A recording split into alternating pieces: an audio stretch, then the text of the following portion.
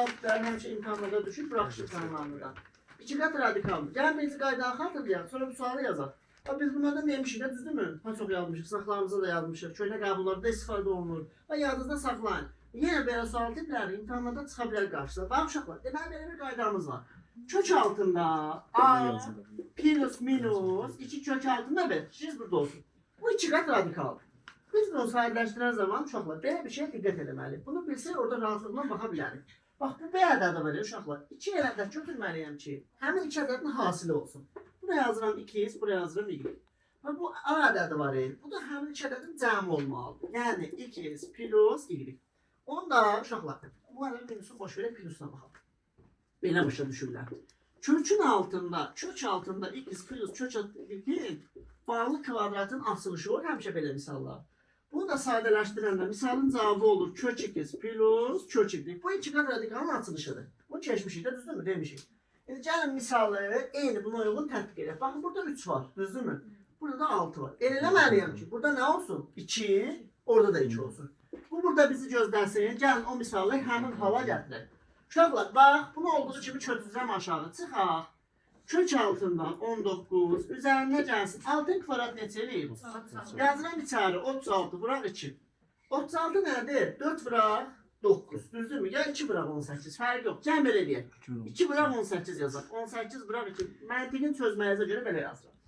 Bax uşaqlar, bunu da eyni qaydanı yazaq. Kök altından 19 çıxılsın. 3 dəfə 3'ün 9. Burası necə uşaqlar?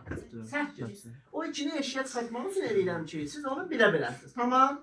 Ay müəllim, burada, bax uşaqlar, 2 vuraq 4 yaza bilərəm də, düzdürmü? Bu 2 dənə 2, 4'dür də. 4 kökdən eşiyə neçə çıxar? 2. Bax uşaqlar, bunu buradan sildim. Gətirdim eşiyə bunun qarşısına yazdım. 2 kök altında 18. Razısınız məndən? Mərhələləri deyirəm biləsiniz. Burada da 4 var da. Eşiyə 2 çıxardaram uşaqlar. Bu da getdi. 2 dəfə 9'u neçə eləsin? Baxın, deməli biri 19 sıx 2 kök 18 imiş. Biri 19 plus 2 kök 18 imiş. Sualı bu formada yazıblar ki, sizin məntiqi formada düşünəsiniz, görəsiniz. Yəni, necə eləyə belə bu hala gətirə bilərəm? 2 qat radikal ala bilərəm. Buna qədər hamı üçün aydındır da. Başa düşdük, qalmadı qaranlıq. Tamam. Bax, müəllim, bayaq dedim ki, bu 2 ədədin hasili, bu da cəmi olmalı. Hansı 2 ədədin hasili 18, cəmi 19. Birinə 18. Uşaqlar, bu 1 vur 18, bu isə 1 plus nəymiş? 18. Eyni qayda ilə bu 1 vur 18 uşaqlar, bu nəymiş? 1 plus 18. Bayaq yazdım axı.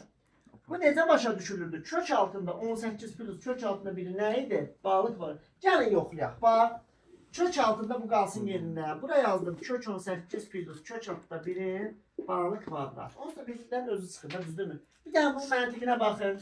Mənim bunun kvadratı neçə eləyir?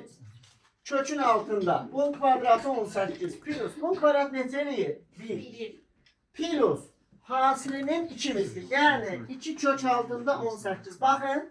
Məsələn, mən indi bunu plusun yazdım da, bura çıxağına dəymədim. Çıxaq olsaydı çıxağını yazacaqdım. Məsələn, bunu plusun yazdım. Düz deyil. Deməli, bu buymuş, sadəcə misalda gizlənib. Onda gəlin bunların hər birini ayrı-ayrı yazaq. Bax uşaqlar, buradan danışaq. Burada nə əməli var? Çıxmaz.